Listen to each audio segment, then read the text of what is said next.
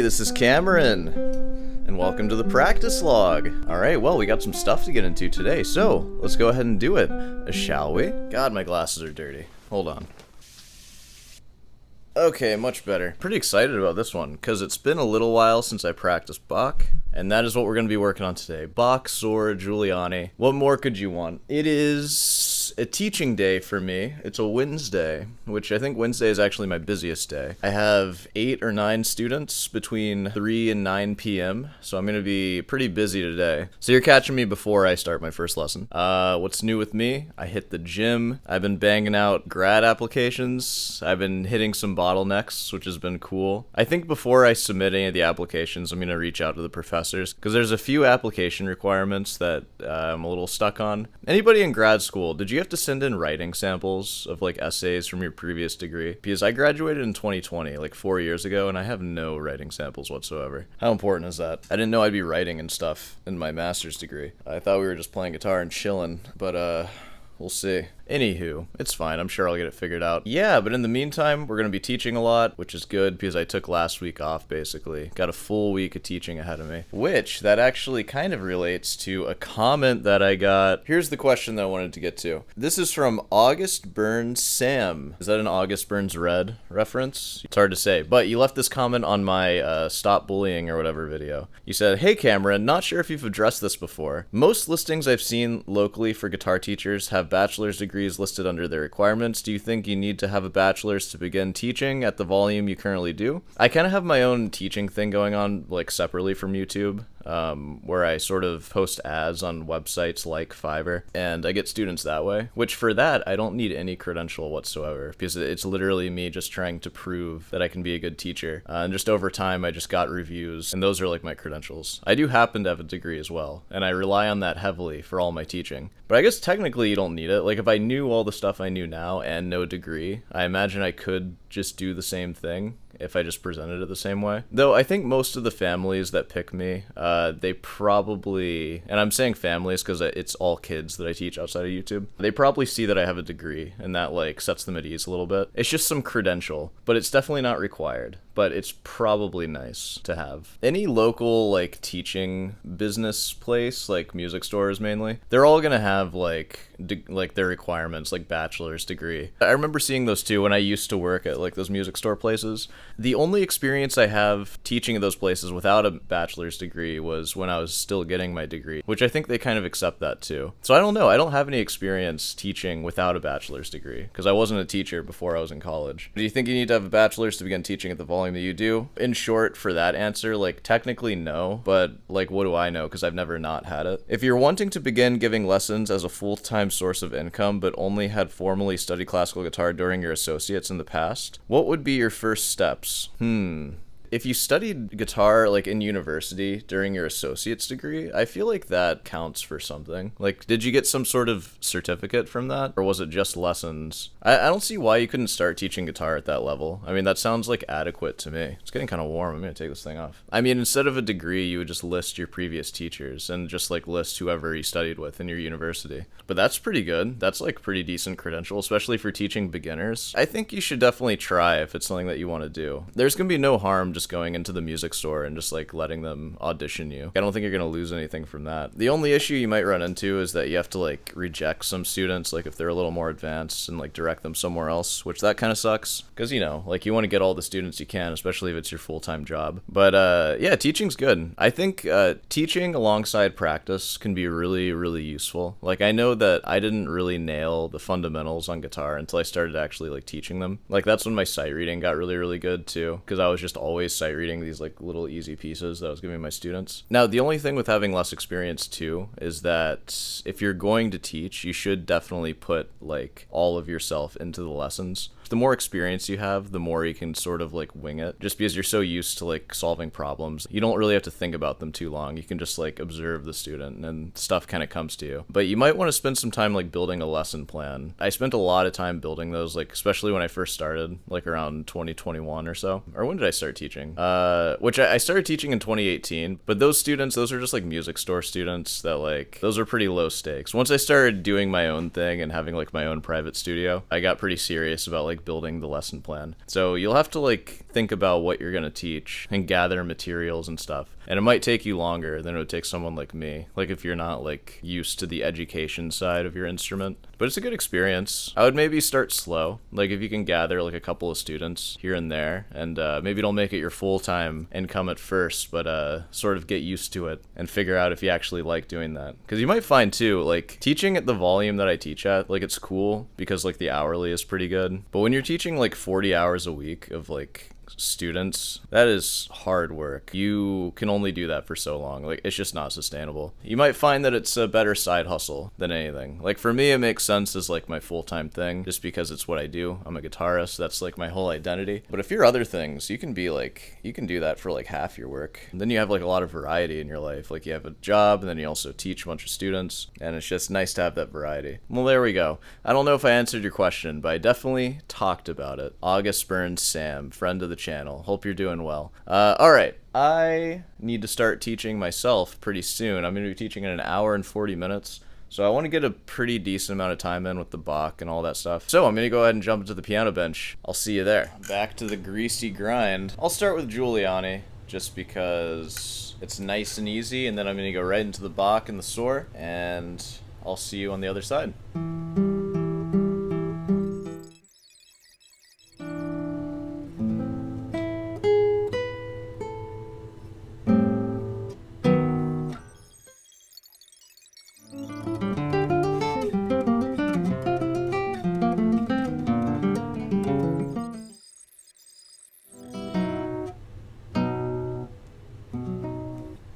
Okay, I have to teach pretty soon, so I think I know what I'm going to play for you. Let me bring you closer. It's been a little while since you got to Soar Mozart variations. Would anyone be opposed to me playing that? Hope not.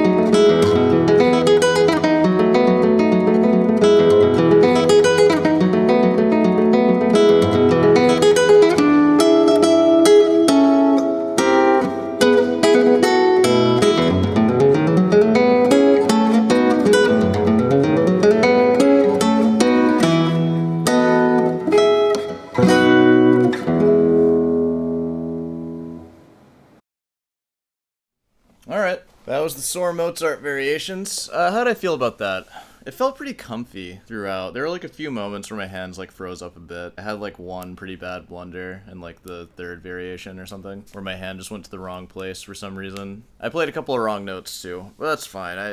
I know where the right notes are. I played some wrong notes for a while there. They're still kind of ingrained, so I still need to work them out. But all in all, like all that felt pretty clear.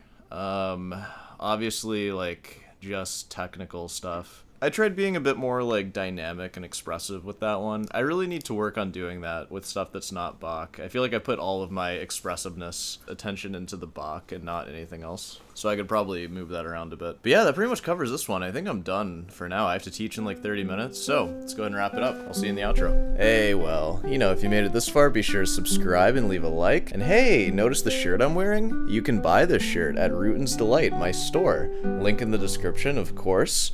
Head on down on over to Rootin's Delight, pick yourself up an honest shirt. And of course, if you want some guitar lessons on top of that, or separately, maybe you don't want a shirt, maybe you just want guitar lessons, feel free to send me an email and I can squeeze you into my schedule. Though, it's looking pretty tight right now, so if you want a spot, let me know. What else we got? Of course, comment questions. Feel free to leave them and I'll answer them in the chair at some point. They don't have to be good ones. You can just send anything and it's fine. If my calculations are correct, it is Friday if you're watching this the day it came out. So, you know, happy Friday. Have a good weekend. And, of course, I'll see you tonight.